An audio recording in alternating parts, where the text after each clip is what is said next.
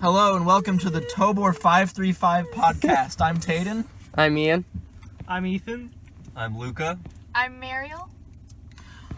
All right, this coming weekend we're gonna have our team is gonna have our first league meet, which will be our first competition, and we're gonna go over some tips on how to survive a competition and what you need to do at those competitions to perform your best and advance as far as you can.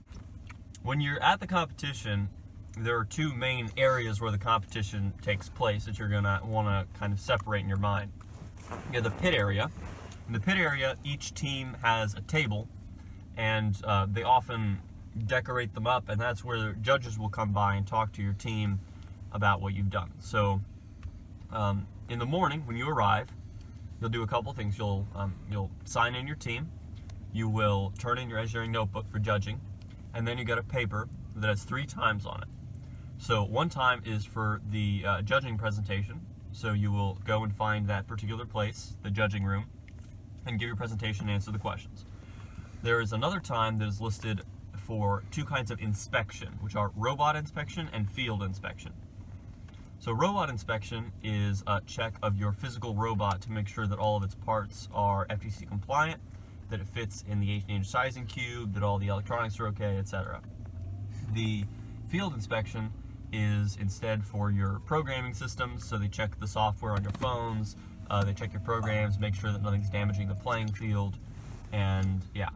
So you're going to want to make sure that you get to those on time, or even early if you can, because the lines get very long very fast, and you don't have to be waiting in those lines while you could be doing other things. So during the competition, you need to make sure that you have 3 different groups of people that you have doing different tasks. You have a pit boss, you have a drive team, and you have a scout team. Usually you have one pit boss, and ours is Luca. He basically just makes sure that the pit is organized and make sure everything is there and accounted for, and make sure that whenever judges come over, they can have someone to talk to, and everything is there. So you should be sure to educate your pit boss about whatever fields they are not an expert in, so that they can competently talk to the judges about whatever they might want to know. And then you have your scouting team, which that is usually generally anyone who is not on the drive team, since you want to have as many people as you can going around to other teams, seeing what they can do, what their autonomous can do, what their teleop can do, how well they can do it, how many times out of 10. And you also want to try and make more connections with other teams, because the more friendships you make with your teams, with the other teams, you can hopefully have them as alliance partners, and if, say, you don't do so well at a competition but they do, then they can take an account of your friendship between the 2 of you and pick you for later competitions. And then you also have your drive team, obviously, the 3 that go up and compete, well, 4 this year with the human player, but 2 drivers and a coach, and you can have people switch out from scouting to driving depending on how many people you have trained in your driving, or which ones you might want for each match, and so that people don't get tired and they can just keep up and keep going. So for qualifiers, you will only have 5 matches throughout the day in a normal situation, considering that there are no buys or anything like that. But throughout these matches, you will gain qualifying points and tie-breaking points, which will be used throughout the day to figure out the matches for the semifinals and finals. And depending on if you win, you can move on to higher levels of competition, semi-state, state, worlds. But there are only a set number of competitions you can go to throughout the year and use those to qualify for the next level of competition. So as Mariel said, at a qualifier you will be accumulating these qualifying and tie-breaking points throughout the day, and these are used to rank all the teams that are at the qualifier. So at the end of the day of qualification matches, you will have a system of rankings. And then the top 4 teams will then choose other teams to be their alliance members. So those 4 teams are called the alliance captains. And each alliance captain chooses 2 other teams to form a 3-team alliance. And then these 4 3-team alliances go head-to-head in the elimination matches, or more commonly called finals by us regular FTC people. And you go against those other teams, and you end up with a winning alliance and a finalist alliance. And that's significant when you get to the advancements. So then at the end of the day after that, you have the award ceremony, where they officially announce all the awards, especially the Inspire Award, because that's also very important. And then you can extrapolate from that who is going to advance, because there's a set number of advancement slots from each qualifier to the next level, and there's a set advancement order of the awards and the performance on the field in the winning and finalist alliances.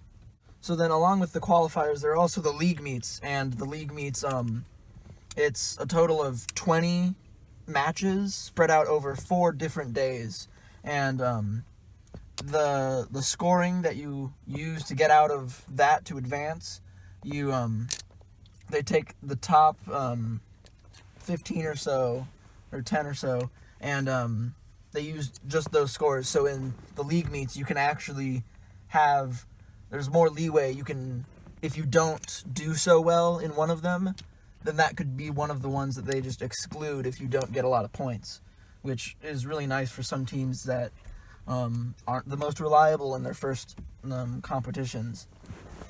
And then if you do league meets, you can actually only go to all of the league meets and then one qualifier, because of just like balancing, and then like other teams that don't do don't do league meets.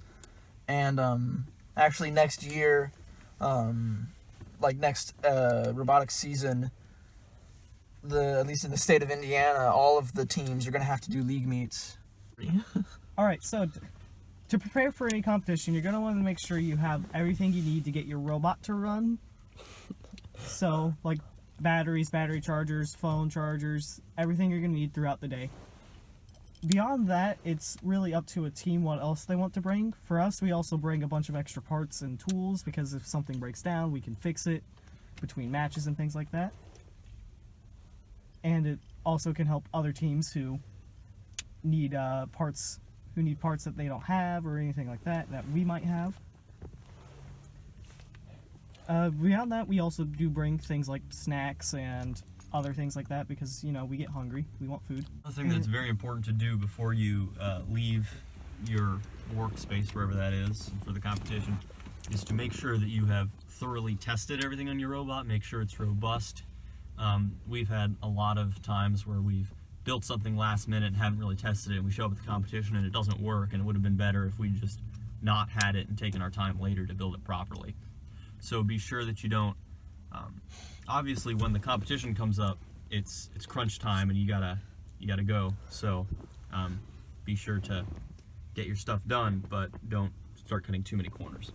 You also should check to make sure that you'll pass field and hardware inspection before you go, so that you don't end up failing those. You should have your presentation practiced. You should do your driving practice. That's very, very important. And you should make sure that you have all the materials that you need, especially this year, the team markers, the colored circle and square, and your number plates. If you don't have those, you can't compete. Also, make sure you have safety goggles. Yes. And one final thing I want to mention is, for your programmers, make sure they bring their laptops and programs so that they can work on that, because autonomouses sometimes will overlap, especially if they're not both complete, so the Alliance will want to make sure that they're not going to run into each other on the field. Diagrams of where exactly your autonomous goes at what times are actually very helpful to have at competitions, so you can confirm that you're not going to run into the other teams. All right, I think that's everything we have for this podcast. Thanks for listening in.